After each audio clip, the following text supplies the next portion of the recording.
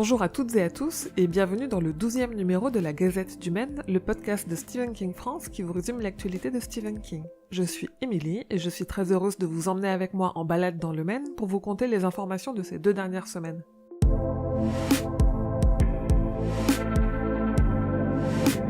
Stephen King a partagé il y a quelques jours sa lettre de renvoi destinée à l'agence qui le représente en tant que scénariste. Cela fait suite à la guerre en cours entre le syndicat des scénaristes américains et le syndicat des agents. Ces derniers abusent en effet depuis des années de leurs clients grâce à un système illicite en leur faveur qui fait perdre des milliers voire des millions de dollars aux auteurs et aux créateurs. Ces derniers sont donc des centaines à avoir renvoyé leurs agents ces dernières semaines en soutien au syndicat des scénaristes. Je vous explique évidemment toute l'affaire dans un article sur le site.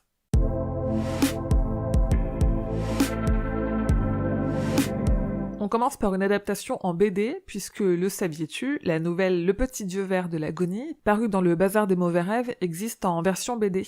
Il existe en effet un webcomic qui est en libre consultation sur le site officiel de Stephen King depuis fin 2012, et le magazine américain Heavy Metal a décidé de le publier pour la première fois dans son dernier numéro. Et côté adaptation un peu plus classique, 2 ans après l'obtention des droits pour le projet, on a enfin des nouvelles de la série qui adaptera Sleeping Beauties. C'est AMC qui compte la diffuser et qui a déjà demandé à Owen King d'écrire le pilote. L'objectif est de redéfinir les genres masculins et féminins et d'avoir une fin ouverte. Et en parlant de projets dont on n'avait plus de nouvelles, c'est au tour de l'histoire courte Air de repos, parue dans Juste avant le crépuscule, de refaire surface. Les droits ont changé de propriétaire depuis l'an dernier, mais le film est toujours d'actualité et vient d'embaucher producteurs et réalisateurs. Aussi, King en avait parlé en 2017 et c'est désormais concret, les studios New Line, qui sont derrière ça, vont adapter Salem. C'est Gary Doberman qui sera au script, qui a déjà officié comme scénariste pour ça, chapitre 1 et chapitre 2, et c'est James Wan, le grand patron actuel de l'horreur, à qui on doit notamment La Nonne et Annabelle, qui sera producteur. Et en parlant de ça, on n'a toujours pas de teaser ou de trailer pour le chapitre 2 qui sort en septembre, mais Andres Muschietti, le réalisateur, a partagé une image de James McAvoy, qui joue Bill Denbrough adulte, chevauchant son Silver à l'occasion de l'anniversaire de l'acteur. Sinon, pour fêter les 25 ans de l'adaptation du Fléau par Mick Garris, Stephen King rejoindra le réalisateur dans son podcast Post-Mortem le 8 mai prochain pour discuter du livre et du film. Et enfin, on a appris que le réalisateur Alfonso Cuarón allait présenter au Festival de Cannes une version restaurée en 4K du Shining de Stanley Kubrick. Here's Johnny. Côté série, Creepshow est toujours en tournage. On a appris que Tom Savini, qui était déjà en charge des maquillages sur le film de Romero et King, dirige l'histoire qui adapte une nouvelle de Joe Hill. D'ailleurs, il décrit cette histoire comme un mélange de Stand By Me, The Fog et Jurassic Park. Pour rappel, Creepshow sera disponible sur Shudder pour Halloween, et en France, évidemment, rien n'a encore été prévu. On a aussi eu droit à une petite vidéo promo avec une interview du showrunner Greg Nicotero, qui revient sur son amour pour Romero et King et la chance de travailler sur cette série. Évidemment, je vous ai traduit l'essentiel de cette interview sur le site.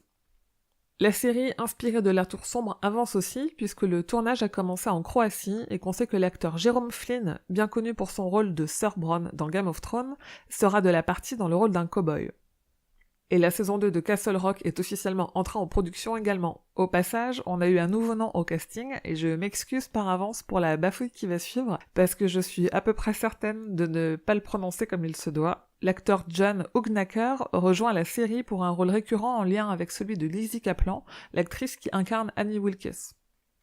Une autre série dont le tournage est en cours, c'est Mister Mercedes avec sa 3e saison. On a appris que Meg Stiddle, que vous connaissez si vous regardez la série Boardwalk Empire, rejoint le casting dans le rôle de Danielle Sweeney, la petite amie de Maurice Bellamy.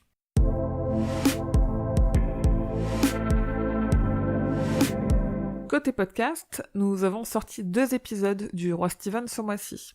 D'abord un premier hors-série dans lequel une partie de l'équipe revient sur la nouvelle adaptation de Cimetière. Toute la première partie est sans spoiler, et le passage à la partie spoilers est signalé, donc n'hésitez pas à aller écouter.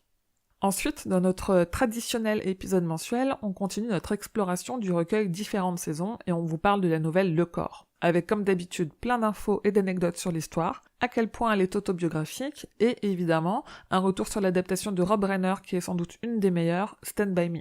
D'ailleurs, les amis du podcast Tartine ta culture ont sorti un épisode bonus spécial Stand By Me dans lequel ils nous dévoilent tout sur la chanson de Benny King, mais aussi sur le lien entre la chanson et le film de Rob Reiner.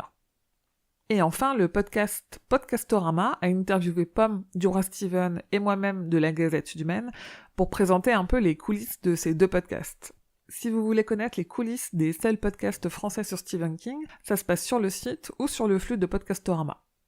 Petit point produits dérivés, sans figurine de Gripsou, c'est assez rare pour être mentionné. On a cette fois-ci une panoplie complète de t-shirts, sweats à capuche et pins en l'honneur du 30e anniversaire du cimetière de Marie Lambert. Et on a eu quelques images de l'intérieur de la boîte de jeux Monopoly, sous licence officielle ça. Elle n'est disponible pour le moment qu'aux États-Unis et en anglais.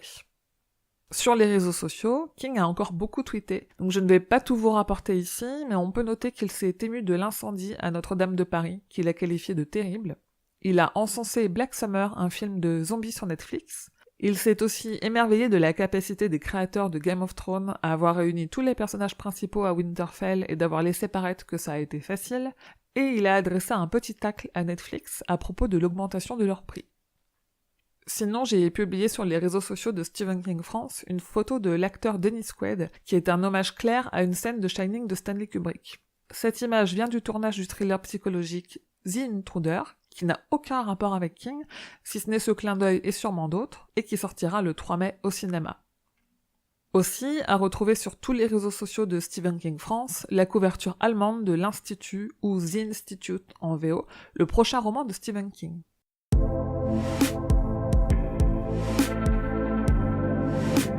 C'est tout pour l'actualité de King. Comme d'habitude, rendez-vous dans 2 semaines pour le prochain numéro. Abonnez-vous pour être sûr de ne manquer aucun numéro. N'hésitez pas à me laisser des étoiles, des commentaires et à parler de ce podcast autour de vous. Comme d'habitude, vous pouvez retrouver Stephen King France sur Instagram et Twitter ou sur Facebook pour échanger avec toute la communauté. Et rendez-vous sur le site stephenkingfrance.fr dans l'article de cette gazette numéro 12 pour avoir toutes les infos sur tout ce dont je viens de vous parler. Je vous dis merci et à bientôt, fidèles auditeurs et auditrices, que vos journées soient longues et vos nuits plaisantes.